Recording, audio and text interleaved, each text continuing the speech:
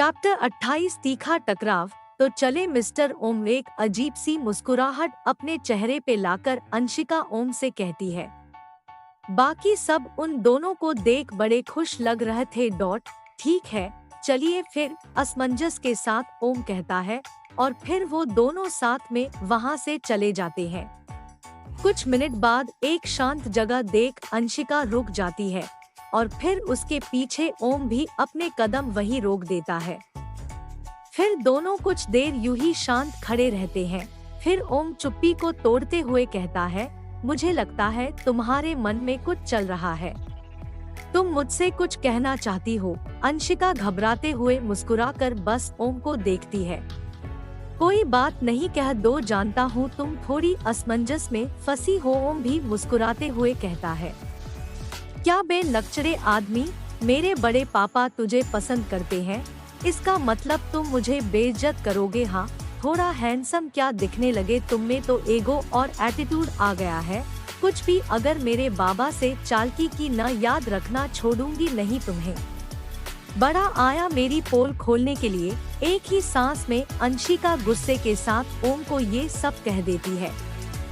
ये सुन ओम थोड़ा चौंक जाता है, फिर हंसते हुए कहता है, वाह यार तुम सच में नहीं बदली, जरा सी भी नहीं। मतलब क्या है तुम्हारा, और तुम यहाँ कहीं मुझसे बदला लेने तो नहीं आए?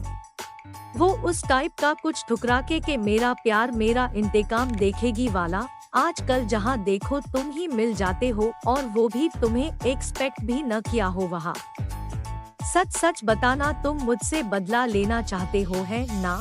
अभी भी अंशिका गुस्से में ही थी और वैसे ही अंदाज में बोल रही थी। अच्छा तो तुम्हें ऐसा लगता है, ठीक है कोई बात नहीं, पर तुम सब गलत वे में ही क्यों सोचती हो आखिर? जब देखो तब अपने ही ख्याली पुलाव बनाती रहती हो। बात रही तुमसे बदला लेने की, तो अब उसमें मुझे कोई दिलचस्पी नहीं है और ना ही तुमने। मैंने तो पिछले कुछ सालों से तुम्हें भूल ही चुका हूँ, और जो तुमने किया वो भी, तो बदला लेने का तो सवाल ही पैदा नहीं होता। तो रिलैक्स हो जाओ यहाँ पर, ना तुम मुझे जानती हो ना मैं तुम्हें, और मैं तुम्हारे कोई राज नहीं खोल रहा, वरना हम अभी यहाँ बात नहीं कर रहे होते। हॉल में हम सब तुम्हारा तमाशा देख रहे होते अगर मैंने तुम्हारे बारे में बात दिया होता तो। ओम ने एकदम शांति से अंशिका को जवाब देते हुए कहता है। इतना सुन अंशिका सोच में पड़ जाती है। उसे ओम की बातें लॉजिकली सही लग रही थी। वो जानती थी कि कहीं न कहीं ओम सही कह रहा है, इसी वजह से वो अब कंफ्यूज हो रही थी। तुमने सही कहा, तुम बता सकते थे, लेकिन तुमने किसी को नहीं बताया। अंशिका सोचते हुए ओम से कहती है, देखा तुम समझ गई।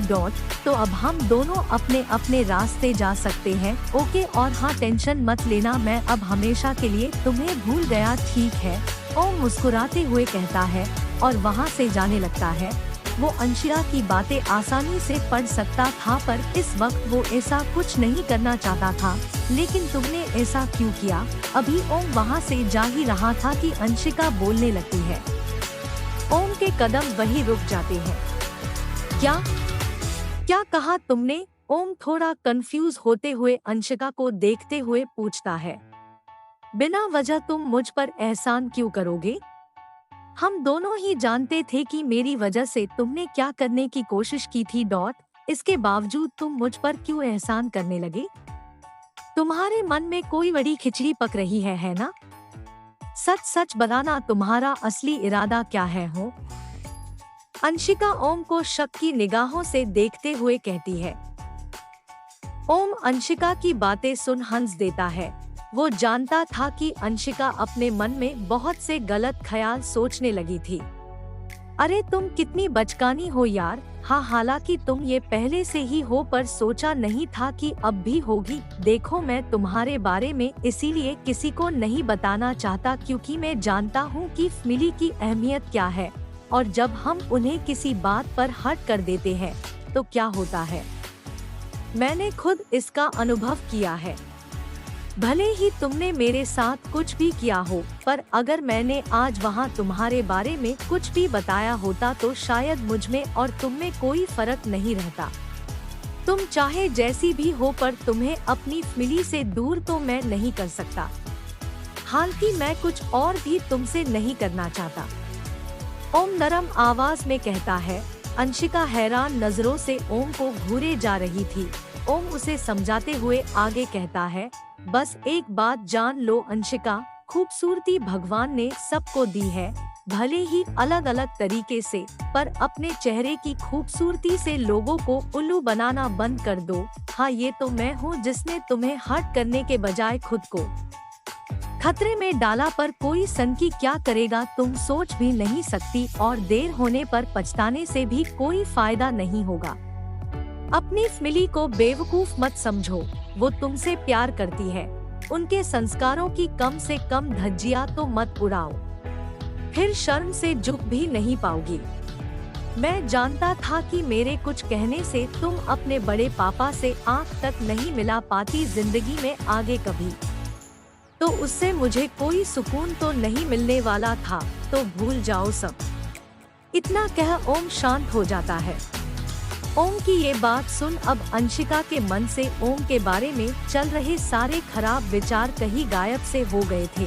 वो ओम की बात को समझ चुकी थी और अब कहीं न कहीं उसे अपने अब तक के बर्ताव का पछतावा भी हो रहा था। मुझे माफ करना, जो भी मेरी वजह से तुमने झेला या जो भी कदम तुमने उठाया, मैं तब बिल्कुल ही ना समझ थी, तुम यूं ही कह दो में बच्चलन थी, जिस वजह से मैंने अच्छा बुरा समझना ही मानो छोड़ दिया था और उस वजह से तुम्हें आत्महत्या करनी पड़ी। प्लीज ओम, हो सके तो मुझे माफ कर दो, अंशिका एकदम नरम आवाज में ओम से कहती है। ओम साफ साफ देख रहा था कि अंशिका को उसकी गलती का एहसास और पछतावा है। मुझे नहीं लगता कि मेरी आत्महत्या करने की वजह तुम थी, तो माफी नहीं मांगोगी तो भी चलेगा, ओम ने अंशिका से कहा। ओम के मुंह से यह बात सुन अंशिका तो मानो पत्थर ही बन गई थी। वो ओम की ओर देखती है सोचते हुए, अगर मैं नहीं तो क्या वजह थी तुम्हारी?